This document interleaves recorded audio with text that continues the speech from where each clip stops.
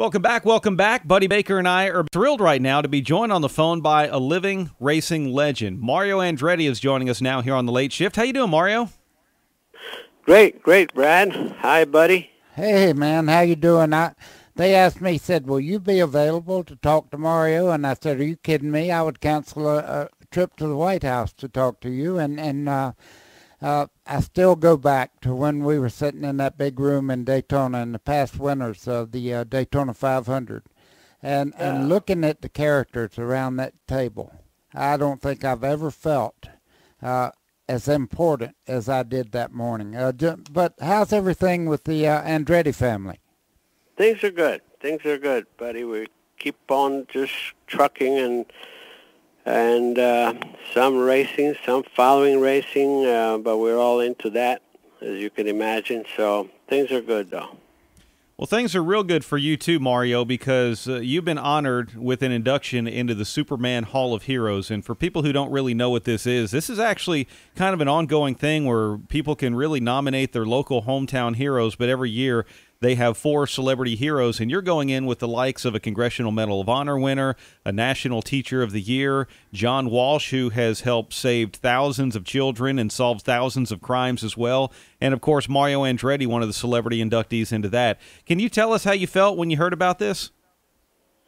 Wow, I mean, it took me back a bit, quite honestly, because I didn't totally understand it, but the more I learned about it, the better I felt in so many ways, because it is something that's very positive. This Superman Hall of Heroes is something that, as I said, it focuses on the positive. And as they said, reinforces the universal tenet that good does indeed triumph over evil. I like that.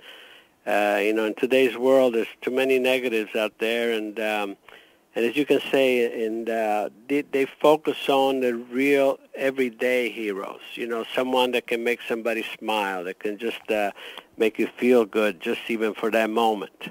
I mean, if Buddy Baker can make me smile, he could be my hero today. Just don't make me laugh. Just make me smile.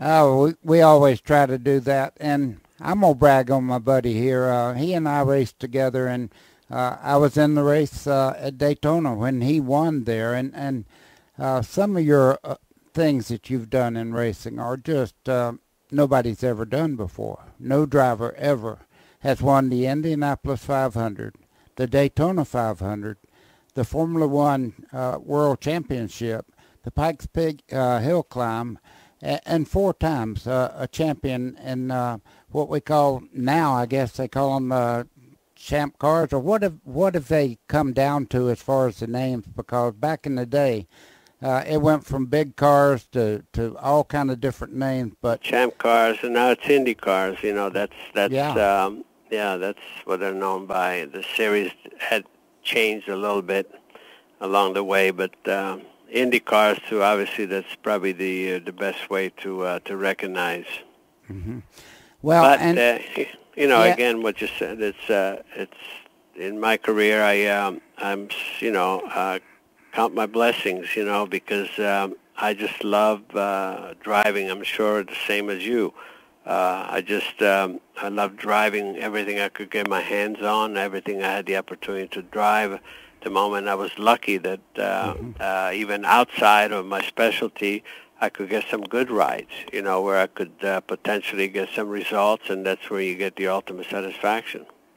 A lot of people have no idea that your life has had several turns on the way, and you and Aldo, the stories about actually getting to America and starting out your racing career. You didn't start out in top flight race cars or anything like that. You guys came up the hard way. Well, we built our own, and we discovered the Sunday after we arrived here in the United States on a Thursday, on a Sunday, we discovered a half-mile dirt track right here in Nazareth, and 4 years later, at age 19, we had built a car and we started driving. So, and my life in motor racing began very quickly after we came to these shores, and and that's what it's been. You know, I'm 75 years old now, and I lived the dream, I can tell you that. Superman Hall of Heroes inductee and motorsports legend Mario Andretti joining us here on the Late Shift. And, you know, Mario, your career did take a lot of turns, and always it seemed to come back to IndyCar in some way, shape, or form. And whether it's whether you went Formula One racing, NASCAR racing, drag racing at a certain point in your career, you also won sprint car championships in USAC. But let's take NASCAR. Let's take the 1967 Daytona 500. Had you not won that race in 1967, you know, would your NASCAR career maybe have gone a little bit longer? Is that something where, you know, basically your career went naturally, or did you win the Daytona 500, run some more NASCAR races, but say, okay, I accomplished that, now let me focus on this? Or if you hadn't won it, do you think you might have stuck with NASCAR a little more?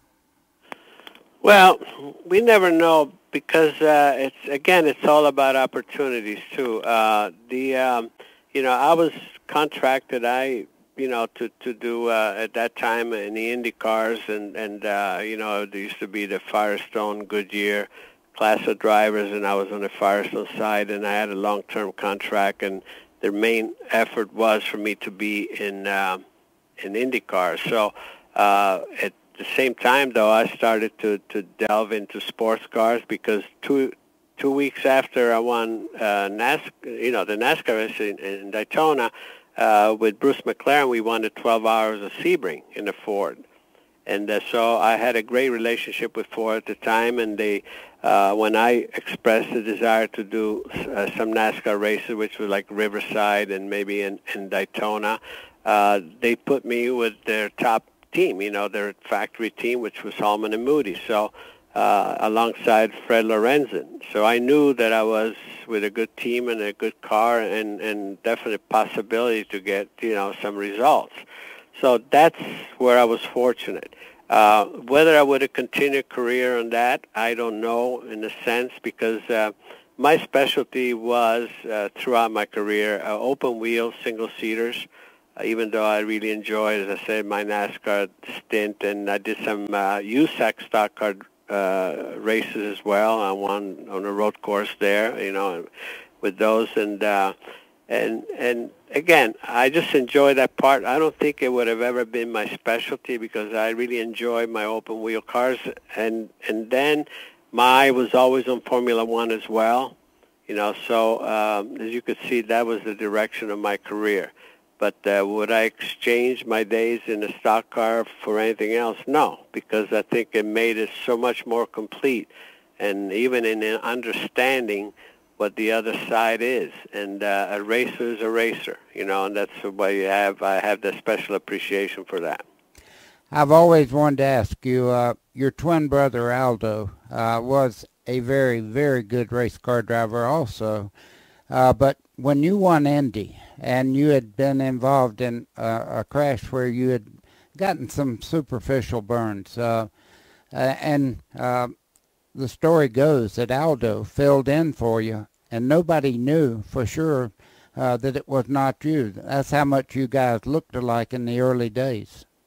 Yeah, there was actually, that's an interesting story there, because there was actually 2 days before qualifying at Indy the year that I won it, and wheel came off that four-wheel drive Lotus, and I had a pretty good crash, and I had, my face was burned. So, and I put the spare car in the middle of the front row, so it was traditional to have the front row pictures. And so my face was all messed up, and I asked Aldo, I said, why don't you fill in for me? And nobody asked the question, is that really you? Because we look so much alike. But as fate would have it, a week later in Milwaukee, I was in Milwaukee, and Aldo was in Des Moines, Iowa, in the sprint car race, and he had a terrible accident where Pete Falls just spun in front of him in a straightaway, T-bone. He almost wound up in a grandstand. So he had some facial injuries, which really changed his looks after they reconstructed his face. So that was the last time that he could have set in for me. But it's amazing. His fate in the sport was he certainly was not as lucky as I was. And that's what brings in the spectrum of reality as to how lucky how fortunate I've been throughout, my career. Same thing with my two boys, Michael and Jeff. Michael was fabulous, like a laser, things, dodging bullets and everything else like I did. And Jeff, if anything, he was driving with a cloud over his head, and then he had terrible accident. It was no fault of his own, which pretty much ended his career. Wow. Mario Andretti is joining us here on The Late Shift. And, last week, Ray Evernham has the TV show Americana, and last week they had the episode of where he finds your first IndyCar that I guess is maybe in the process of being restored. When you see a show like that, when you find something like that I would imagine is so special to you, how does that make you feel, Mario?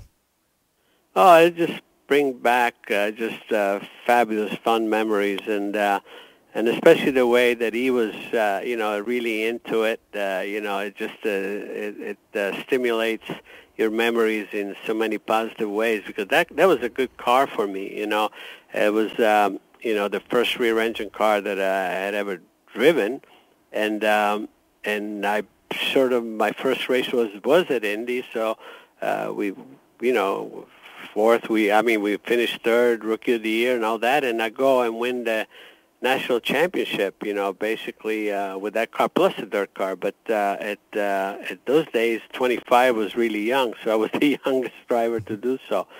So that car really was a key factor in my career, no question. So it's wonderful to see that it's in good hands right now with my good friend Ray.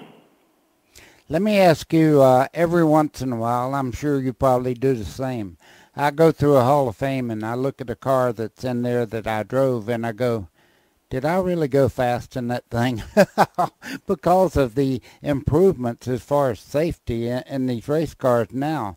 You look at them, they're like a spaceship compared to what you and I drove with, we didn't know what downforce even was about. We had to drive the race cars, and now if you bend a fender, you basically take the car out of competition.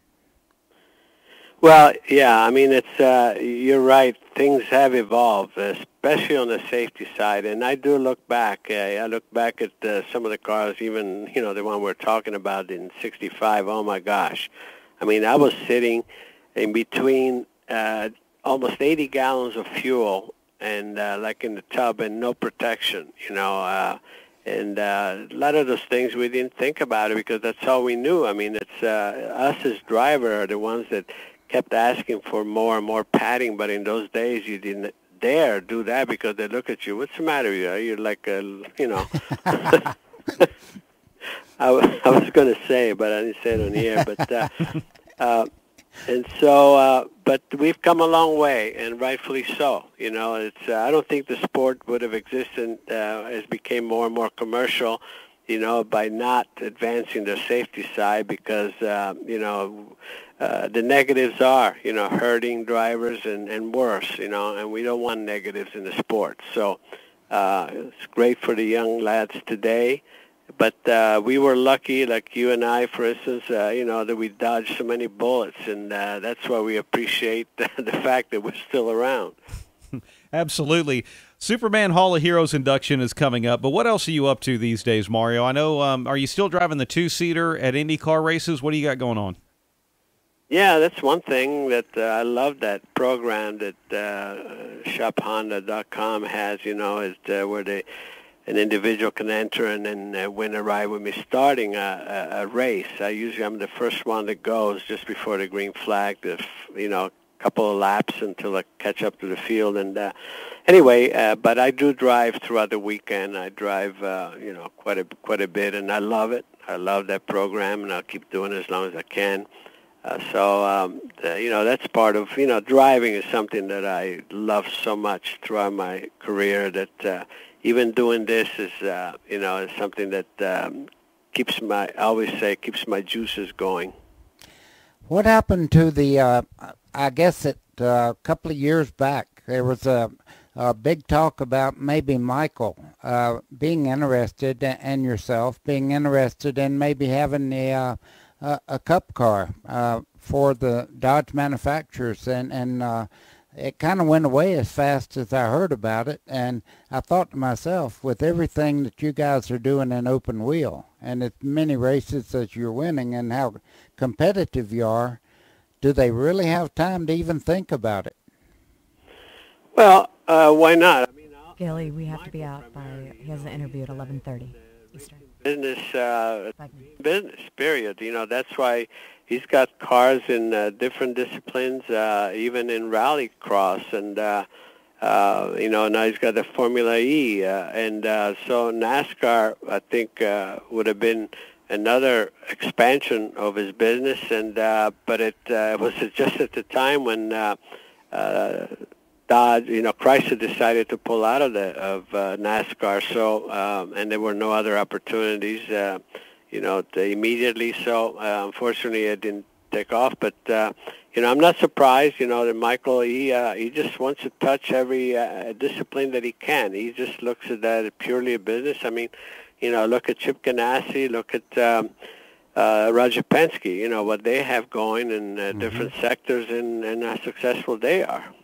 Yeah, absolutely. Well, Mario, I got to say, it's always a pleasure to chat with you.